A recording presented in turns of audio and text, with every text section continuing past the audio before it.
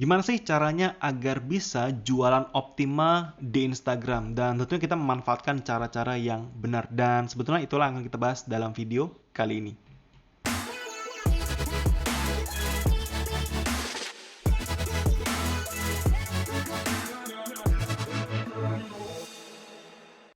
Well, hai kembali lagi bersama saya Niko di video kali ini dan sebetulnya senang sekali gitu ya saya bisa membahas topik kali ini karena saya yakin topik ini sangat-sangat menarik sekali yaitu tentang gimana sih sebetulnya cara jualan dengan optimal di Instagram.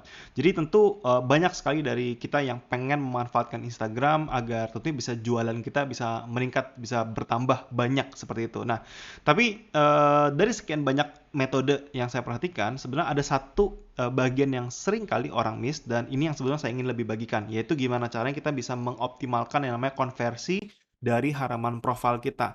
Tapi agar lebih jelas gitu ya, saya akan langsung ngasih contoh ke Anda. Jadi kalau kita bicara tentang jualan di Instagram, sebetulnya ada banyak hal-hal yang menarik dan bisa kita bahas sama-sama. Nah, pertama sebetulnya, sebelum kita bicara tentang tekniknya seperti apa yang ingin saya jelaskan kepada Anda adalah bicara gini. Kita harus paham dulu secara proses perjalanannya seseorang yang mungkin tidak kenal sama kita, yang kita harap dia bisa jadi pembeli kita, itu akan pertama datang pasti dari yang namanya konten. Mungkin Anda sudah sering mendengar dan menonton video saya yang lain gitu ya, bahwa sumber impresi yang paling besar dari Instagram itu datangnya selalu dari konten, yang mana konten itu sekarang ada dua ya. Satu namanya feed post, yang kedua namanya Instagram Reels. Jadi ada dua sebetulnya yang boleh saya bilang yang paling krusial kalau kita bicara tentang konten Instagram, yaitu dari feed post dan Reels gitu ya. Karena kedua jenis postingan itulah yang bisa menjangkau orang baru, menjangkau audiens baru. Berbeda sama kayak Instagram Story yang secara dominan yang dilihat yang melihat gitu ya. Instagram Story kita adalah ya followers aktif kita saja. Walaupun bisa sih menjangkau orang baru, tapi dalam secara rasio itu biasanya kecil sekali. Mungkin Anda bisa nonton video saya di video-video yang lain.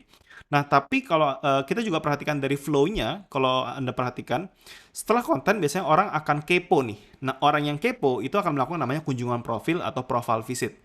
Di mana di profile visit itulah mereka bisa jadi followers gitu ya. Atau kalau nggak jadi followers, bisa jadi dia ngecek bio link, dia bisa direct message, dia bisa juga ngecekin stories atau highlight, di mana bisa juga kalau orang klik link, biasanya orang bisa lari ke website atau lari ke WhatsApp. Jadi kalau kita perhatikan ada satu yang vital sekali dari proses perjalanan ini, yang mana itu adalah profile visit. Jadi profile Instagram, terutama akun untuk jualan, itu sangat penting sekali buat kita optimasi. Sehingga, karena itu boleh dibilang adalah sentral dari semua feature Instagram selain dari feed post yang keluar dari akun kita.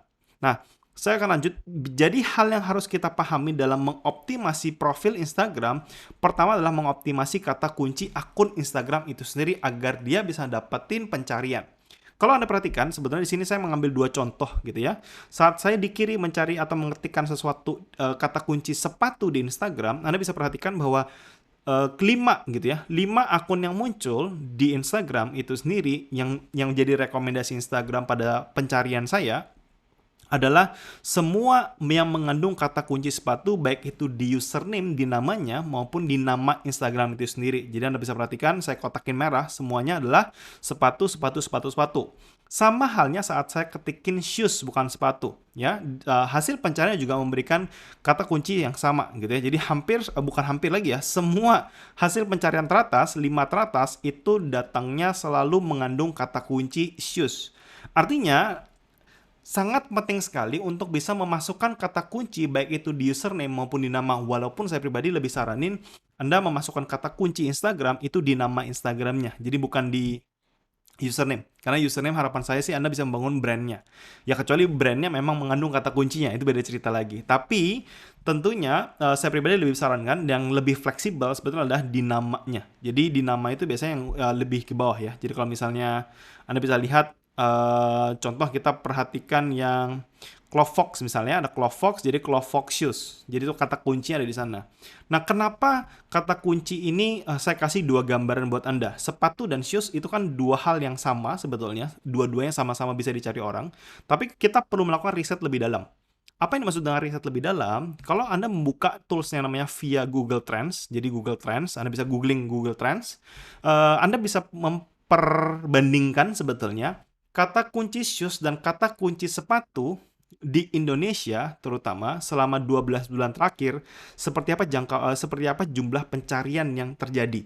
Nah, kalau kita perhatikan data yang kita dapatkan, ternyata orang Indonesia lebih terbiasa mengetikkan atau mencari dengan kata kunci sepatu dibandingkan shoes. Terlepas, ya kalau Anda bicara tentang image gitu ya, mungkin Anda pertimbangan image, misalnya Anda pengen pakai menggunakan bahasa Inggris karena Anda ingin tampil lebih premium, yaitu preferensi menurut saya. Cuman kalau Anda berharap traffic yang Anda dapatkan di Instagram untuk bisa meningkatkan potensi penjualan, ya tentunya saya akan lebih merekomendasikan Anda fokus dengan trafficnya dulu, yaitu mendapatkan lebih banyak traffic gitu ya. Lebih banyak traffic itu ya artinya Anda harus menyesuaikan kata kunci yang dicari orang dulu. Karena saat bisa dicari orang, Anda lebih mudah ditemuin. Saat Anda lebih mudah ditemuin, orang jadi lebih besar kemungkinan untuk beli kan gitu. Karena Anda lebih sering dilihat. Nah, yang mungkin jadi pertanyaan Anda adalah sekarang, oke, kata kunci. Kan kata kunci mudah tinggal masukkan. Tapi pertanyaannya adalah gimana caranya agar kita muncul di atas. Nah, muncul di atas pencarian itu ada banyak faktor. Tetapi yang secara dominan yang saya perhatikan gitu ya, ada dua. Pertama adalah keaktifan akun kita untuk posting. Jadi kalau kita misalnya posting di kompetisi gitu ya, dalam kompetisi kata kunci tersebut, banyak akun kalau Anda perhatikan, setiap hari orang postingnya misalnya sama-sama sehari sekali misalnya gitu. Minimal tuh sehari satu. Kalau misalnya mau lebih dari satu, saran saya harus dijeda 4 sampai 5 jam. Jadi idealnya kalau misalnya kita posting jam 9 pagi, 4-5 jam setelahnya. Jadi idealnya jam 9 kurang lebih jam 1 sampai jam 2. Ya, habis jam 1 jam 2, maka postingnya di antara jam 5 atau jam 6. Jadi paling ideal gitu ya, saran saya seperti itu. Jadi setiap postingan itu harus dijeda 4-5 jam agar dia bisa menjangkau audiens yang optimal. Jadi jangan ditumpuk misalnya satu postingan kemudian 15 menit lagi posting satu lagi, itu hindarin gitu ya. Jadi itu yang Anda harus perhatikan, tingkat keaktifannya. Jadi kalau misalnya Anda kurang aktif posting, ya maka rankingnya lebih rendah biasanya dibandingkan kompetitor. Nah, yang kedua adalah rata-rata interaksi. Rata-rata interaksi itu adalah dari masing-masing postingan, jadi banyak akun yang berkompetisi gitu ya, mana sih sebetulnya akun yang paling banyak dapatin traksi namanya. Traksi adalah rata-rata interaksi.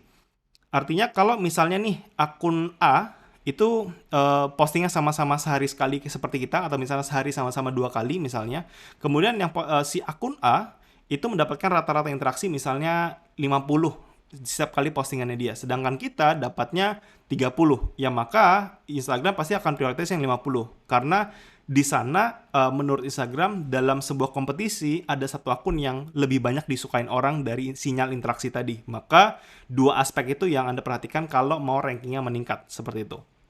Nah, kita lanjut lagi. Jadi, Anda sudah paham bahwa satu, Anda harus mengoptimasi kata kunci di dalam akun Anda, dan kalau mau meningkatkan ranking, ya seperti tadi saya jelaskan, gitu ya. Nah, berikutnya kita bicara tentang optimasi deskripsi bio. Jadi, ingat, saat kita membuat akun jualan, Anda harus mendeskripsikan bio Anda itu harus ya optimal mungkin, gitu ya. Apa yang dimaksud dengan seoptimal mungkin? Misalnya nih, saya mengambil contoh kayak sepatu Kompas, seperti itu ya. Deskripsi bionya berisi informasi dan kampanye brand. Anda bisa perhatikan, dan ya tidak ada penawaran apapun ya, tidak ada penawaran khusus, dan ya nggak ada benefit apapun, ya cuma sekedar pengumuman seperti itu, dan ya udah selesai gitu. Nah, itu bisa nggak Anda pakai? Jawabannya bisa, saat Anda sudah punya brand awareness yang kuat sekali. Tetapi kalau nggak, Anda bisa juga memanfaatkan kayak deskripsi dari Porte Goods gitu ya. Saya perhatikan sangat menarik. Kenapa? Karena di dalam bio-nya, selain dari dia memberikan informasi ya tentang Redefine Classic since 2011, jadi tahun 2011 misalnya gitu ya, ada 1000 review, itu informasi namanya. Nah, nggak cuma itu, tapi ada juga yang tulisan order 24 jam dan gratis ongkir pembelanjaan via web, gitu ya. Nah, itu adalah penawaran. Artinya di sini Anda bisa melihat bahwa ada value yang diberikan pada si pembaca, yaitu bahwa saya tahu kalau saya order melalui websitenya dia, saya dapatin free ongkir atau gratis ongkir, dan itu tentu bisa jadi trigger buat beberapa orang. Ya, tapi sekali lagi belum tentu kan gitu. Tapi Anda dapat idenya bahwa apa yang dia munculkan bukan sekedar cuma informasi saja, pengumuman saja, tetapi ada penawarannya. Nah, selain dari itu ada juga namanya unearthed.footwear, deskripsi yang menarik juga menurut saya, di mana ada informasi ya, sepatu lokal asal Pasuruan. Nah, ada garansi. Di sini menarik sekali. Ada garansi pengembalian barang 100%, pengiriman bla bla bla gitu ya. Buat saya itu informasi juga. kemudian untuk order dan tanya-tanya dan segala macam gitu ya, ada ajakan bertindak yang jelas. Jadi kalau mau order atau tanya, klik di bawah gitu ya. Sebelumnya juga sama ya. Untuk order, klik link di bawah. Nah, itu juga ajakan bertindak yang jelas. Jadi ada ajakan bertindak yang jelas, ada garansi, ada informasi, ada penawaran. Nah, hal yang bisa kita tangkap bersama adalah kenapa tidak memasukkan semuanya. Jadi dalam deskripsi Anda bisa masukkan informasi tentang brand Anda apa gitu ya, siapa, kemudian kasihlah penawaran tertentu agar orang yang baca itu bisa tertarik kan gitu saat dia sekali baca. Kemudian kalau Anda bisa tahu bahwa dalam kompetisi mereka juga memberikan garansi, ya Anda juga harus bermain itu karena ya Anda menjadi value yang lebih kan gitu. Jadi ceritanya kita menggabungkan dari beberapa akun yang baik gitu, yang lebih dulu dari kita gitu ya, dan mereka sudah melakukan banyak testing tentunya, udah banyak pengalaman di sana, ya kita tinggal modeling. Ya, kita modeling lihat apa yang works di pasar. Ternyata pasar suka garansi, ya udah kita kasih garansi. Pasar suka penawaran atau promosi, ya tentu Anda kasih. Kemudian ada ajakan bertindak yang jelas juga Anda gunakan. Jadi tulislah gitu ya, maksimalkan bio Anda dengan informasi sekali lagi, penawaran, promosi, garansi, dan juga ajakan bertindak yang jelas. Jadi itu tips yang kedua, optimasi deskripsi bio Anda. Sampai sini harapan saya adalah saat kita melihat gitu ya, semua keseluruhan akun tidak berlaku cuma di yang industri sepatu atau shoes sepertinya. Anda juga bisa aplikasikan metode ini ke industri Anda masing-masing. Lihat siapa kira-kira leader di pasar Anda gitu ya, siapa yang paling lebih dulu gitu ya, mana yang paling optimal. Itu Anda yang itulah yang Anda modeling. Lihat apa yang dia lakukan, penawaran apa yang diberikan, informasi yang diberikan seperti apa, apakah ada garansi, kemudian ajakan bertindakan seperti apa. Itu yang Anda modeling. Saat Anda bisa modeling, hasil testing mereka itu Anda bisa langsung dapatin saat itu juga. Jadi jangan takut untuk melakukan riset pasar seperti itu. Oke? Nah, berikutnya bicara tentang faktor psikologis audiens. Ini faktor ketiga yang saya ingin share kepada Anda. Yang sebelah kiri itu adalah akun real gitu ya. Jadi akun realnya sebelah kiri. Jadi lengkap semuanya. Nah, yang sebelah kanan sengaja saya edit untuk dikurangin. Apa yang saya ingin sampaikan kepada Anda adalah sebetulnya gini. Kalau kita bisa membandingkan gitu ya, kedua profil ini, mana yang lebih menarik buat Anda? Atau ya pada umumnya gitu ya, sepanjang saya melakukan survei tentu kita lebih tertarik dengan yang kiri gitu ya. Dari beberapa aspek perbedaan signifikannya ada di highlight, di mana highlightnya itu yang sebelah kiri full ada 5 minim gitu ya. Yang di sebelah kanan Anda bisa lihat cuma ada satu highlight saja dan menyisakan banyak sekali namanya white space. White space itu adalah slot putih gitu ya. Dan kalau Anda perhatikan juga ada perbedaan di story. Jadi ring story-nya tidak ada di dalam akun yang sebelah kanan gitu ya. Profil sebelah kanan itu sengaja dihilangkan story-nya agar bisa memberikan visualisasi yang jelas bahwa gini.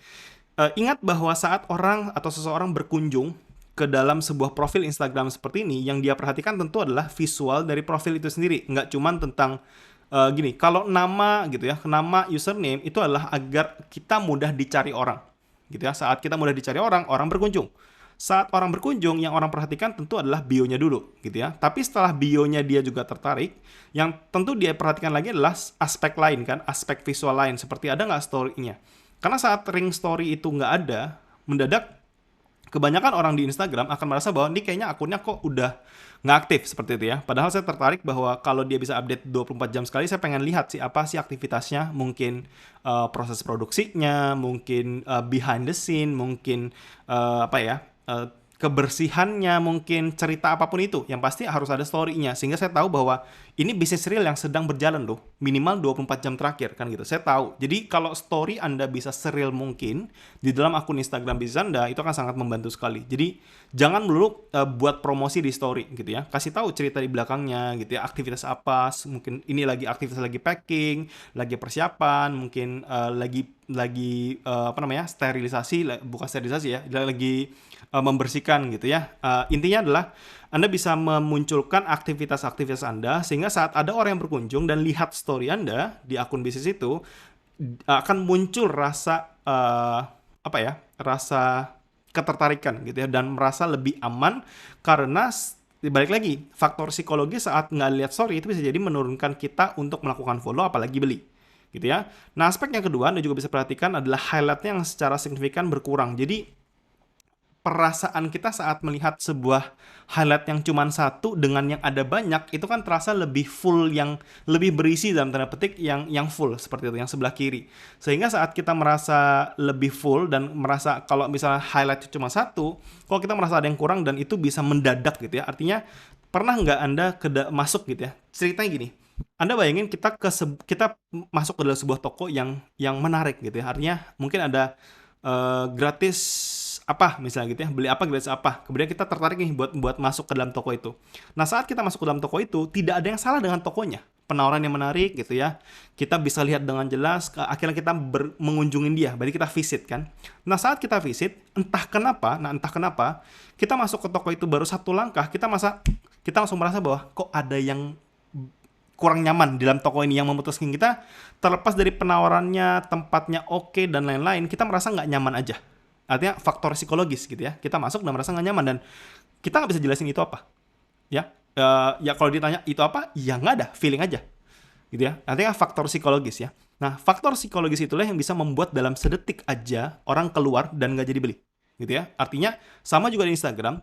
Anda bisa bayangkan saat orang berkunjung, tidak ada yang salah dengan akun Instagramnya, tapi perasaan dia bahwa ada yang kurang sedikit aja membuat dia merasa tidak nyaman. Sedikit rasa tidak nyaman, dia udah merasa bahwa dirinya bisa jadi akan ya kenapa-napa ini gitu ya.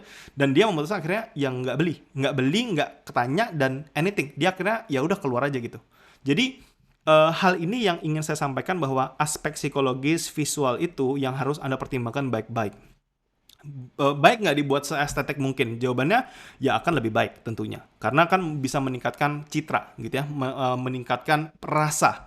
Rasa itu visual ya, saya nggak bilang rasa pengecap gitu ya. Rasa itu rasa visualnya. Jadi dia bisa melihat bahwa akunnya meyakinkan deh. Intinya enak dilihat, profesional, dikelola dengan baik intinya gitu. Jadi perasaan itu yang bisa muncul sekali lagi saat Anda mempertimbangkan faktor psikologis, Anda bisa jauh lebih optimal membuat konversi atau membangun konversi di toko atau Instagram Anda. Dan kurang lebih itu 3 tips yang bisa saya share pada Anda. Kalau misalnya Anda suka dengan hal-hal seperti ini, atau topik-topik seperti ini, Anda bisa tulis juga di komentar biar saya bisa tahu. Dan kurang lebih itu yang bisa saya sharingkan gitu ya pada sesi kali ini. Coba Anda praktekkan gitu ya. Kalau misalnya Anda juga pengen nge-tag saya di Instagram, silahkan tag saya di @bynicojelius. Saya akan dengan senang hati ngelihatin apa yang Anda kerjakan gitu ya. Dan yes, kurang lebih sebetulnya itu isi dari video ini. Semoga bisa memberikan sedikit wawasan buat Anda dan saran saya Anda bisa praktekkan. Dan kurang lebih itu yang bisa saya jelaskan dalam video ini. Semoga bermanfaat dan sampai jumpa di video-video yang lain.